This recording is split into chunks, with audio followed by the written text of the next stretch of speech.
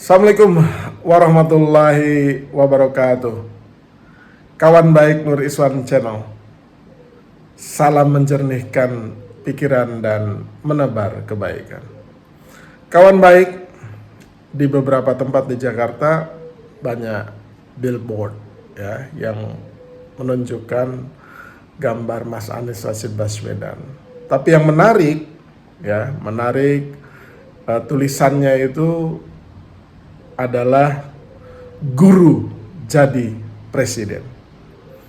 Nah, ini di luar prediksi atau di luar pikiran orang. Jadi ini out of the box ya, cara untuk mensosialisasikan dari para pendukung Mas Anies Rashid Baswedan bahwa bukan tidak mungkin gitu guru menjadi presiden. Kalau tentara jadi presiden sudah pernah. Kemudian politisi jadi presiden ya banyak. Tentara jadi presiden juga banyak. Kiai jadi presiden juga banyak. Tukang insinyur jadi presiden juga ada gitu. Nah, tapi kali ini guru jadi presiden. Kenapa guru? Ya, diksi kata oleh para pendukung Mas Anies Rashid Baswedan ini dijadikan headline. Karena memang faktanya Mas Anies itu ya guru, pengajar. Guru itu ya digugu dan ditiru ya kan. Nah, itu kan memang profesinya Mas Anies ketika pulang dari sekolah, ya ia memilih untuk menjadi pengajar, menjadi pendidik, menjadi guru, menjadi dosen, sampai kemudian ia menjadi rektor Universitas Paramadina. Nah, Mas Anies setelah selesai kuliah dari Universitas Gadjah Mada, kemudian melanjutkan S2-nya di University of Maryland, kemudian S3-nya di Northern Illinois University, S2, S3 itu di United States of America atau Amerika Serikat. Nah, ia kemudian pulang sebenarnya sempat parkir di, kalau tidak salah, di NGO, The Indonesian Institute tuh, bersama beberapa orang koleganya. Tapi kemudian kalau tidak salah ya di tahun 2007, Mas Anies itu terpilih untuk menjadi rektor Paramadina. Siapa yang memilih? Ya tentu saja Yayasan Paramadina. Nah, di 2009 Mas Anies itu menggagas apa yang disebut sebagai Indonesia Mengajar.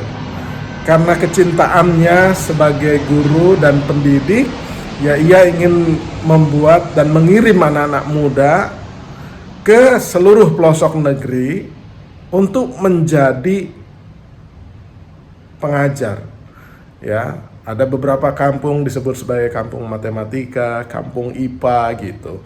Nah, itu gagasan Mas Anies agar di samping daerah-daerah pelosok itu mendapat pengajaran, tapi di sisi yang lain para pengajar-pengajar muda ini juga menyelami dan meresapi denyut masyarakat di bawah. Nah, orang tua dari Mas Anies sendiri memang pengajar, ya guru, pendidik, ya dosen UII dan ayahnya dosen di Universitas Islam Indonesia, sebuah universitas tua dan punya reputasi baik di Yogyakarta, di kota pelajar. Mas Anies sendiri lahir di Kuningan dan kemudian besar di Yogyakarta yang disebut sebagai kota pelajar itu. Jadi pergaulan Mas Anies dengan para guru, para dosen itu memang ia resapi, ia selami sejak muda. Sehingga pengalaman itu membekas dan pasti ia punya keberpihakan yang besar kepada nasib dan kesejahteraan para pengajar, para guru, para dosen, dan orang-orang yang terlibat di dalam pendidikan ini. Nah, jadi ketika jadi dosen dan rektor inilah ia kemudian sah menjadi guru, tapi guru di level universitas. Ya sejatinya ia tetap menjadi pengajar, cuman levelnya itu meningkat terus. Ketika menjadi gubernur, ia juga salah satu tugasnya ya mengajari para birokrasi atau mendidik para birokrasi untuk bersetia secara profesional dalam hal pelayanan publik kepada Jakarta. Nah, ketika ia menjadi juru bicaranya pasangan Jokowi JK di tahun 2014 ya, 2014 itu sesungguhnya ketika menjadi jubir ia juga mengajarkan atau mendidik, tetapi secara politik, melakukan pendidikan politik kepada masyarakat luas gitu.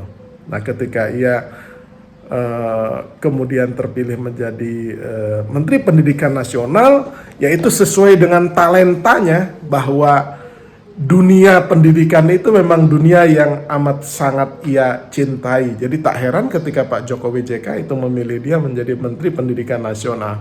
Walaupun entah kenapa salah satu menteri dengan kinerja terbaik di periode itu malah diresafel.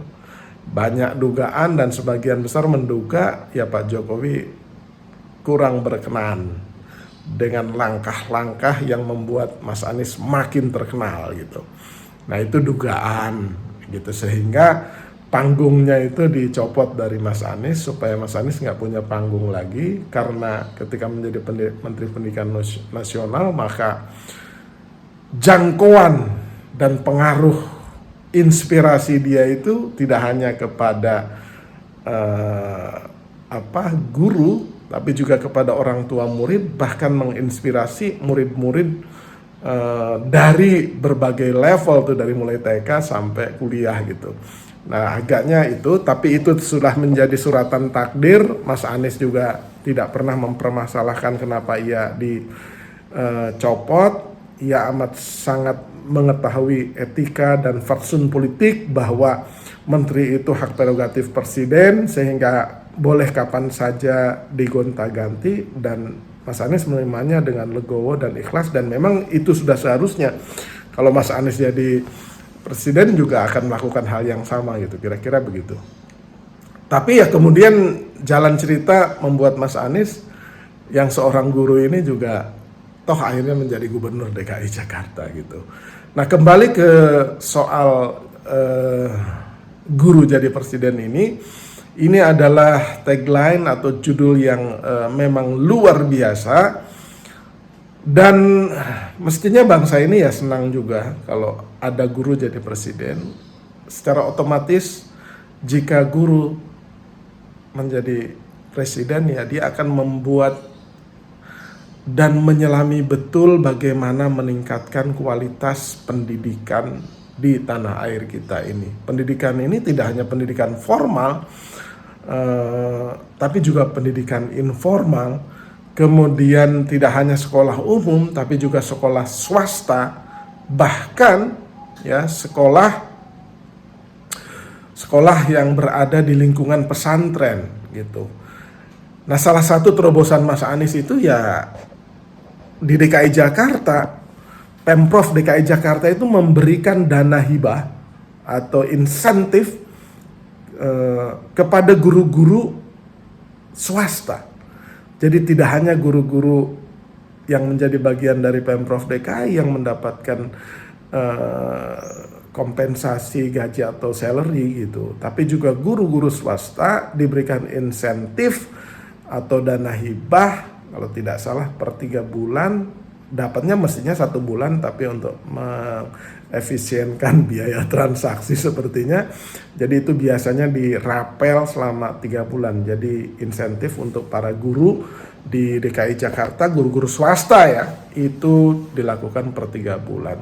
Rasa-rasanya hanya Pemprov DKI salah satu yang memberikan kemewahan dan kebahagiaan sedemikian kepada guru-guru swasta ini. Nah, memang kekuatan pendidikan ini harus menjadi perhatian utama kita, Dan kalau memang Mas Anies insya Allah jadi presiden, ya karena ia menyelami kehidupan orang tuanya sebagai pendidik, lingkungannya juga pendidik, ia sendiri sudah berpuluh tahun mempraktekkan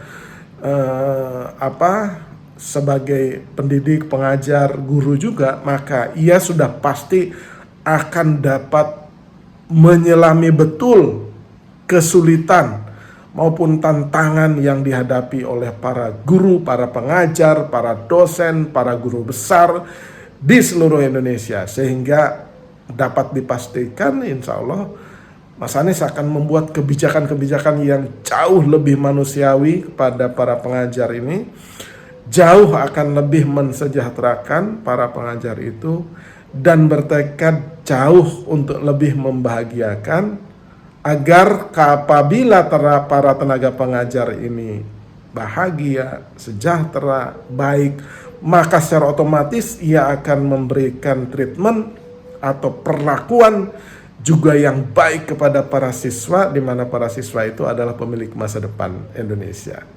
Demikian kawan baik. Terima kasih.